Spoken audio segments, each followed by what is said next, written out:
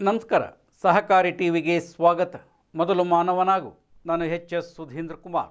ಮುಖ್ಯಾಂಶಗಳು: ಭಾರತ ಅಮೆರಿಕ ಕೃಷಿ ಕುರಿತು ಚರ್ಚೆ. 9 ರಾಜ್ಯಗಳ ಸಹಕಾರಿ ಶಿಕ್ಷಕರಿಗೆ ತರಬೇತಿ.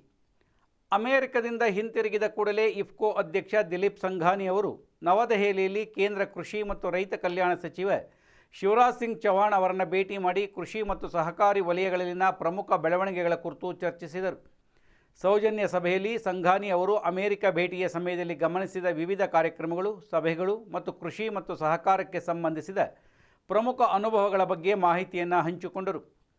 ಕೃಷಿ ವ್ಯವಹಾರ, ಸಹಕಾರಿಗಳು ಮತ್ತು ರೈತರ ಸಬಲೀಕರಣದಲ್ಲಿ ಭಾರತ ಮತ್ತು ಯುನೈಟೆಡ್ ಸ್ಟೇಟ್ಸ್ ನಡುವಿನ ಸಹಯೋಗದ ಸಂಭಾವ್ಯ ಕ್ಷೇತ್ರಗಳ ಕುರಿತು ಚರ್ಚೆಗಳು ನಡೆದವು.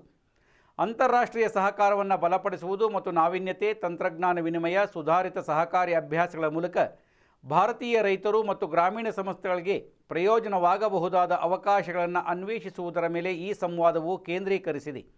ಕೃಷಿ ಮತ್ತು ಗ್ರಾಮೀಣಾಭಿವೃದ್ಧಿ ಕ್ಷೇತ್ರಗಳಲ್ಲಿ ಚೌಹಾಣ್ ಅವರ ನಾಯಕತ್ವವನ್ನು ಸಂಘಾನಿ ಶ್ಲಾಘಿಸಿದರು. ರೈತ ಕಲ್ಯಾಣ ಮತ್ತು ಕೃಷಿ ವಲಯದಲ್ಲಿ ನಡೆಯುತ್ತಿರುವ ಸುಧಾರಣಾ ಆಧಾರಿತ ಉಪಕ್ರಮಗಳ ಬಗ್ಗೆ ಅವರ ಬದ್ಧತೆಯನ್ನು ಎತ್ತಿ ತೋರಿಸಿದರು.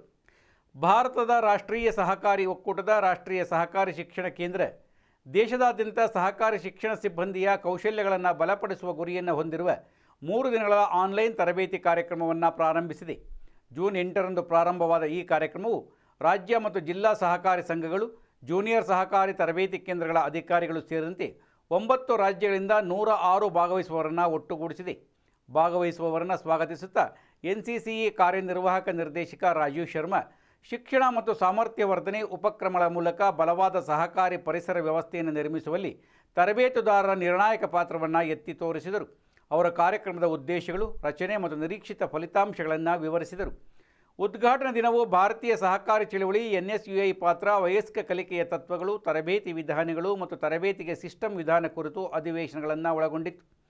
ಸಂಪನ್ಮೂಲ ವ್ಯಕ್ತಿಗಳಲ್ಲಿ NCCE ಸಹಾಯಕ ನಿರ್ದೇಶಕಿ ಶ್ರೀಮತಿ ಇಂದ್ರಪ್ರೀತ್ ಕೌರ್, NCDC ಸಲಹೆಗಾರ್ತಿ SK ಟಕರ್, ರಾಜೀವ್ ಶರ್ಮಾ ಸೇರಿದ್ದಾರೆ. ಅಧಿವೇಶನಗಳಲ್ಲಿ ಭಾಗವಹಿಸುವವರು ತಜ್ಞರೊಂದಿಗೆ ಸಕ್ರಿಯವಾಗಿ ತೊಡಗಿಸಿಕೊಂಡರು.